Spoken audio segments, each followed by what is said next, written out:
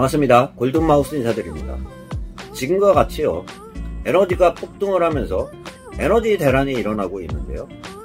그런 와중에 지자체 중에 파주시 같은 경우는 에너지 생활안전지원금을 가구당 모두에게요 20만원씩 지급한다고 보도자료들을 냈습니다.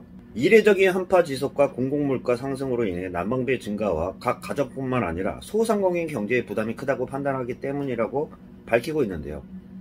파주시에 있는 분들 같은 경우만 힘들까요? 지금 같은 경기에서는요, 소상공인 같은 경우는 제가 그런 얘기 드렸죠.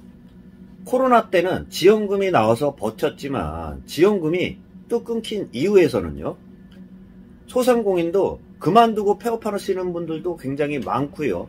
권리금도 포기하고 그만두는 그러한 그 상가 점포들도 많이 있는데요. 상가 점포 같은 경우는요, 고정비라고 해서 손님들이 줄었지만 어쩔 수 없이 사용할 수밖에 없는 고정비라고 되어 있는데요. 소상공인 같은 경우 요번에 전기료와 도시가스 비용들을 보면 굉장히 크게 놀랐을 겁니다. 저 같은 경우도 거의 상가 점포 그 난방비만 보면 난방비 같은 경우도 2배 이상 올랐습니다. 보통 20만원이 넘지가 않았는데요. 요번에 난방비로 도시가스 비용만 봐도 36만원 정도로 해서 약 70%, 80%가 폭등을 했는데요. 그만큼 수입이 늘었다고 하면은 고정비 같은 경우도 감당이 되겠지만 손님이 줄은 상태에서 고정비만 올라가면서 더더욱 어려움은 지속되고 있다고도 할 수 있습니다. 만약에 한 몇 달 뒤에 선거가 있었다 그러면 어떠한 현상이 일어났을까요? 제가 감히 예측해 보겠지만 지금 파주시처럼 에너지 생활안전지원금을 지자체마다 그 경쟁적으로 해가지고 지원 대책을 발표하지 않았을까요?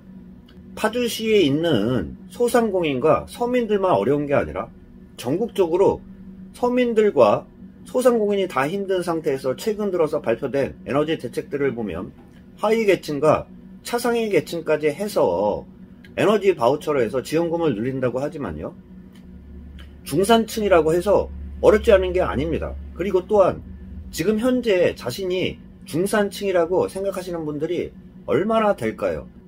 체감상으로 해서는 요새 같은 경우는 월급 빼고는 다 오르면서요, 물가가 올라가면서 안 오르는 게 없는 상태라고도 할 수 있습니다.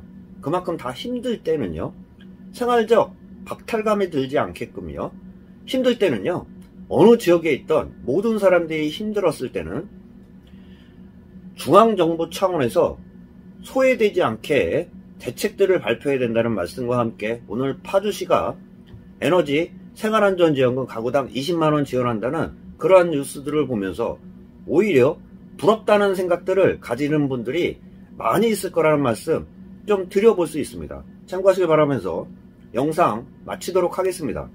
골든마우스였습니다.